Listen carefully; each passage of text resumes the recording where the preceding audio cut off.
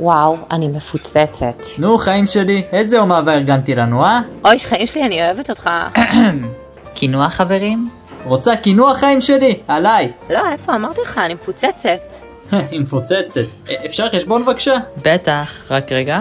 אגב, רק מזכירה שגם השנה שכחת להביא לי פרחים. יפה שלי. אין פרח ששווה לאהבה שלי אלייך. חשבון? בונה, איך הגענו 750 שקל? מה, אני רוטשילד? מאמי, תירגע. אתה צועק. להירגע? מה זה קוקטייל ב-80 שקל? את מוכנה להסביר לי? הלו, אתה הצעת להזמין לי קוקטייל, נשמה. וסטייק 250 שקל? את לא מסתכלת כמה זה עולה? תגידי לי. אתה הזמנת את הסטייק, אני צמחונית בכלל, אידיוט. ועוד רצית קינוח, את לא נורמלית. אמרתי לך, אני מפוצצת. את כל המסעדה הזמנת. מעניין שבארוחות שישי את לא אוכלת ככה. מי יאכל את האוכל המגעיל של אמא שלך, תגיד לי? אמא שלך מגעילה. שלום בקושי אומרת. וואלה, אני מבינה אותה. יודע מה? מה? אני ואתה גמרנו. ערך לגברת ב5 שקלים? רוצה?